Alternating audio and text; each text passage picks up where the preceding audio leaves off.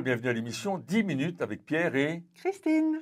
Aujourd'hui, on commence une nouvelle série d'émissions au sujet des miracles, des prodiges, des signes que Jésus faisait. Et la parole de Dieu nous en parle. D'ailleurs, c'est l'apôtre Pierre qui, dans le 2e chapitre des Actes des Apôtres, va faire cette réflexion au sujet de Jésus. Au verset 22, il nous dit « Hommes israélites, écoutez ces paroles. Jésus de Nazareth, cet homme à qui Dieu a rendu témoignage devant vous par les miracles, les prodiges et les signes qu'il a opérés par lui au milieu de vous, comme vous le savez vous-même. » Voilà comment Pierre décrit Jésus de Nazareth, quelqu'un qui opérait des miracles, des signes et des prodiges. Oui, et puis il met vraiment l'importance là-dessus, parce que eux aussi, les apôtres, vont voir des signes, des prodiges et des miracles, parce que Dieu n'a pas changé. Tout à fait. Jésus-Christ est le même hier, aujourd'hui, éternellement. Et ce qu'il a fait à cette époque, il le fait encore aujourd'hui pour nous. Alors, Amen. Les signes, les miracles, les prodiges vont aussi accompagner notre témoignage. Tout à fait. Parce que Dieu va entrer dans notre témoignage et il va démontrer que ce que nous disons est vrai. Et c'est ce qu'il dit dans l'Épître aux Hébreux au chapitre 2 et au verset 4. Puis Dieu ajouta son témoignage au leur. Il ajouta son témoignage au leur. Il confirma leur ministère par des signes, des prodiges étonnants, toutes sortes de miracles puissants et par les dons du Saint-Esprit qu'il distribuait comme il le voulait. Alors aujourd'hui, on ne veut pas faire que de la théorie. Nous croyons que quelque chose de bon, quelque chose de bien va vous arriver à travers cette émission parce que nous croyons que Dieu va ajouter son témoignage à la prédication que nous apportons aujourd'hui, au partage que nous faisons pour toucher votre vie et pour vous guérir, vous délivrer, vous sauver, pour changer votre vie. Alléluia. Amen. Il y a dans l'évangile de Luc une histoire extraordinaire au chapitre 6 et au verset 17 et on va le lire par petites parties. D'accord. Alors il dit ceci, ils étaient venus pour l'entendre et pour être guéris de leur maladie. Et la traduction de la Passion dit « Ils étaient tous venus écouter la parole afin d'être guéris de leur maladie et libérés des pouvoirs démoniaques qui les tourmentaient. » Donc c'était une grande foule en fait qui était là à ce moment-là et qui était venue pour entendre Jésus, mais aussi pour être guéris et délivrés de leur maladie et de tout ce qui les opprimait. En fait, ils avaient un objectif. Et quand on vient à Jésus, on vient avec un objectif précis. On est là pour entendre ce qu'il a à nous dire. Et on est là pour recevoir ce qu'il veut faire dans notre vie. Entendre Jésus et être guéri, l'objectif est marqué aujourd'hui. Vous êtes là pour entendre Jésus et pour être guéri. Vous avez besoin de l'entendre. Amen. Mais pourquoi faut-il entendre la parole de Dieu, Christine?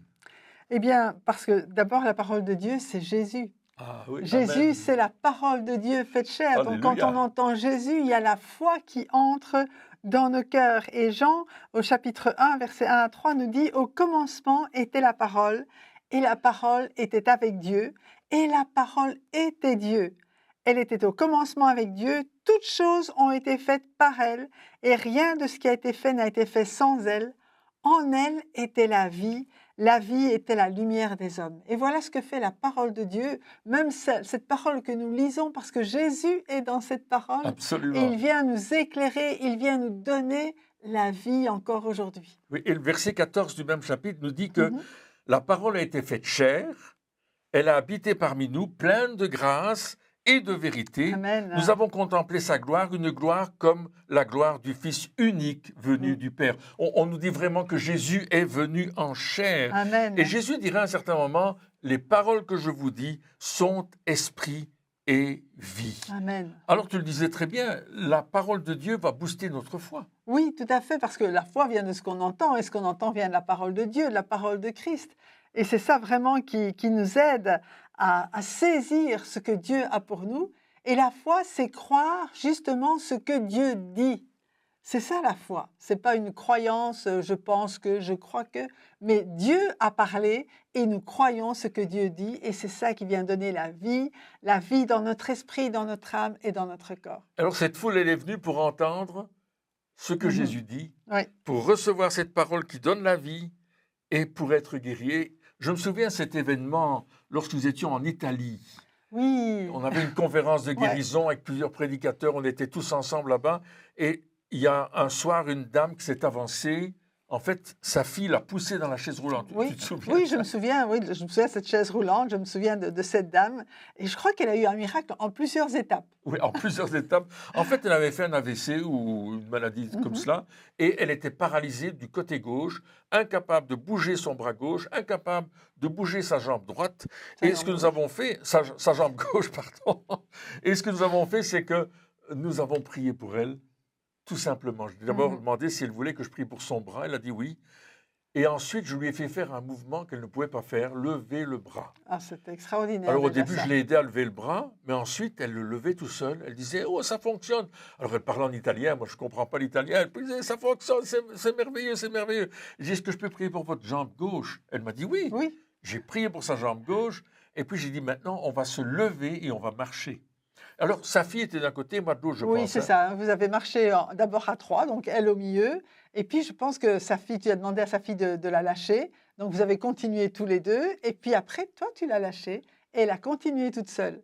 Et chose extraordinaire, on a plié sa chaise roulante. Elle est retournée s'asseoir sur une chaise. Elle pouvait marcher. Elle était trop contente de ce qui s'était passé. Extraordinaire, parce qu'elle était venue pour entendre Oui. et pour recevoir. Elle a fait un geste de foi.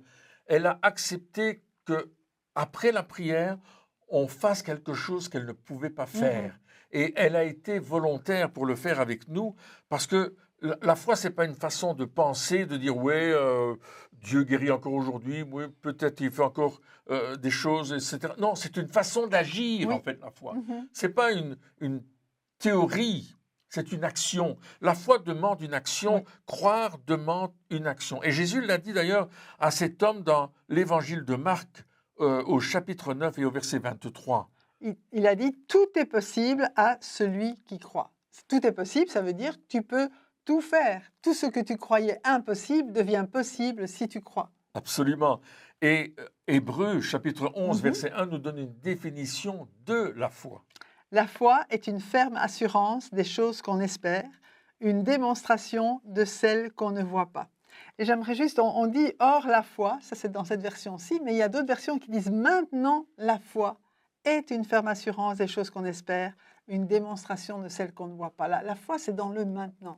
Oui, et c'est quelque chose de ferme, c'est Mhm. une assurance inébranlable. Quand on parle de fermeté, on parle d'être inébranlable. C'est-à-dire qu'on va aller jusqu'au bout de notre foi. On ne va Amen. pas arrêter en chemin en disant je ne sais pas. Cette dame, on aurait pu arrêter après avoir Après vu le le bras. bras complètement guéri. C'était extraordinaire. Non, on voulait que la jambe soit guérie. On voulait que la femme tout entière soit guérie. Amen. Et c'est comme ça qu'on s'est mis en marche. Et vous savez, l'auteur de l'Épître aux Hébreux, au chapitre 11 et au verset 6, nous dit comment on peut plaire à Dieu. Oui, il nous dit or sans la foi, il est impossible d'être agréable à Dieu, car il faut que celui qui s'approche de Dieu croit que Dieu existe et qu'il est le rémunérateur de ceux qui le cherchent. C'est pas juste du oui, Dieu existe, mais si tu le cherches, Dieu répond, Dieu agit en réponse à ta foi. Alors c'est lorsque on vient à Dieu, lorsque vous allez venir à Dieu Mhm. avec cette foi que Dieu veut le faire. Tout est possible à celui qui croit, n'oubliez pas. Mhm. Et à Dieu, tout est possible. Oui. Il va répondre à votre foi et il va récompenser votre foi par le salut, par la délivrance ou la guérison que vous avez besoin aujourd'hui. L'important, c'est de chercher Dieu avec passion. Cette foule, elle s'est dérangée de partout. Elle venait à pied, les gens C'est n'avaient vrai. pas de moyen de transport. Peut-être un âne, mais tout le monde n'avait pas un âne pour venir.